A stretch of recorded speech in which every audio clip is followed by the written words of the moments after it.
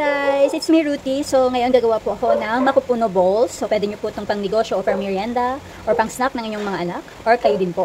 So, mga ingredients natin kailangan. So, meron tayo ditong 1 cup ng cornstarch and 1 cup ng water. So, slurry po ito. So, mix lang natin yan. Once na mix nyo po siya, isa-set aside po natin ito. Ayan. So, this is your slurry. Mamaya pa natin siya gagamitin. And, kailangan nyo din ng 1 can ng condensed milk. So, I'm using Jersey.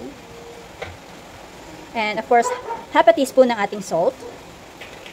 2 cups ng ating powdered milk. And then, of course, yung pinaka-main ingredients natin is yung makapuno.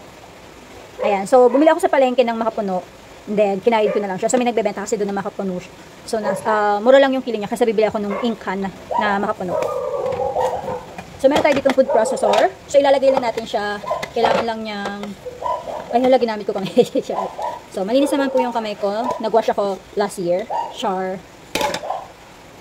So, ayan. Lagyan natin yan dyan. So, ayan magiging itsura niya.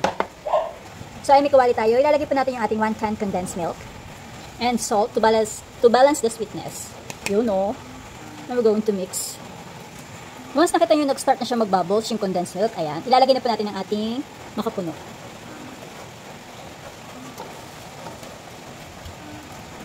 So, mix until combined. Okay, at this point, we're going to add our slurry. And then, we're going to cook this until thickened.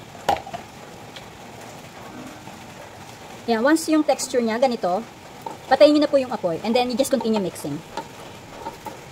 So, ayan na siya. I-transfer ko siya in a different bowl. So, kukuha tayo dito ng 1 tablespoon ng mixture. Ayan, just like this. And then, ikot-ikot lang. Kung nahihirapan kayo, pwede kayong gumamit ng kamay. Ay, sota. Nahulog. Yan, nahulog na siya dyan sa ating powdered sugar.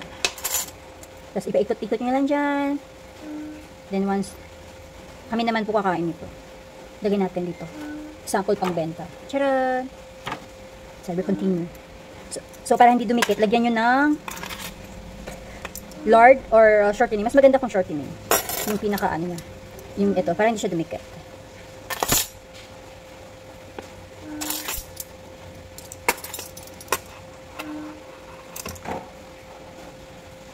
Tuwan-tuwa na naman mga junakish ko nito kasi madami na naman silang pagkain. So this is what our makapuno balls look like.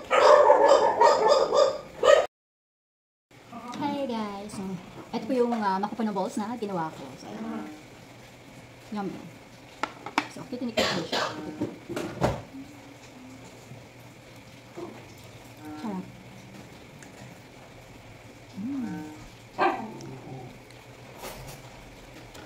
Ito naman yung klase na pagbenta. So, siya. So, this is 1 tablespoon.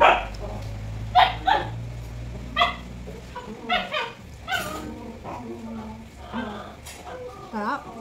Gala na kayo. Bye.